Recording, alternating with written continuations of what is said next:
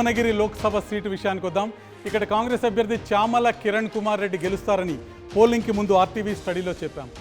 ఇక్కడ కాంగ్రెస్ విజయం చాలా తేలిక అని చాలామంది భావించారు. ఇక్కడ కాంగ్రెస్ ఇన్ఛార్జిగా రాజగోపాల్ రెడ్డి ఉండటంతో పోటీ రాజగోపాల్ రెడ్డి వర్సెస్ బూర నర్సయ్య గౌడ్గా మారటం కనిపిస్తుంది. కాంగ్రెస్కి సిట్టింగ్ స్థానం ఇది. దీంతోపాటు జనగాం మినహా అంతా కాంగ్రెస్ ఎమ్మెల్యేలు కావడంతో కాంగ్రెస్ గెలుపుపై ధీమాన్ని చూపించింది.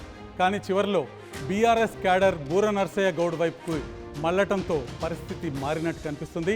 బీసీ ఓటర్లు కూడా పెద్ద సంఖ్యలో బూర నర్సయ్యకే ఓటేశారన్న వాతావరణం కనిపిస్తుంది. దీనికి తోడు మోదీ మేనియా, రామాలయ నిర్మాణం కూడా ఓటర్లపై బాగా ప్రభావం చూపించాయి. దీంతో కాంగ్రెస్ బీజేపీ మధ్య టఫ్ ఫైట్ జరగడం ఇక్కడ కనిపిస్తుంది. రెండు పార్టీలకు గెలుపు అవకాశాలు ఇక్కడ సమానంగా ఉన్నట్టు కనిపిస్తుంది. ఎవరికి మెజారిటీ వచ్చినా స్వల్పమైన మెజారిటీతో ఇక్కడ విజయం సాధించే పరిస్థితి మనకు విస్పష్టంగా కనిపిస్తుంది. భువనగిరి లోక్సభ సీటు విషయానికి వద్దాం. ఇక్కడ కాంగ్రెస్ అభ్యర్థి చామల కిరణ్ కుమార్ రెడ్డి గెలుస్తారని పోలింగ్కి ముందు ఆర్టీవీ స్టడీలో చెప్పాం. ఇక్కడ కాంగ్రెస్ విజయం చాలా తేలిక అని చాలామంది భావించారు.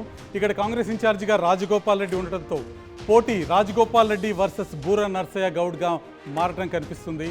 కాంగ్రెస్కి సిట్టింగ్ స్థానం ఇది. దీంతోపాటు జనగాం మినహా అంతా కాంగ్రెస్ ఎమ్మెల్యేలు కావడంతో కాంగ్రెస్ గెలుపుపై ధీమాన్ని చూపించింది.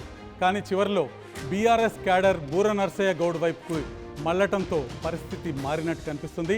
బీసీ ఓటర్లు కూడా పెద్ద సంఖ్యలో బూర నర్సయ్యకే ఓటేశారన్న వాతావరణం కనిపిస్తుంది.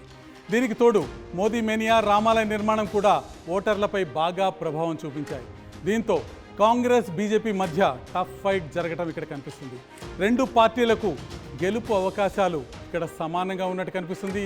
ఎవరికి మెజారిటీ వచ్చినా స్వల్పమైన మెజారిటీతో ఇక్కడ విజయం సాధించే పరిస్థితి మనకు విస్పష్టంగా కనిపిస్తుంది. అసలైన తొలి వెలుగు. ఫాలో వాట్సాప్ @తొలి వెలుగు అఫీషియల్.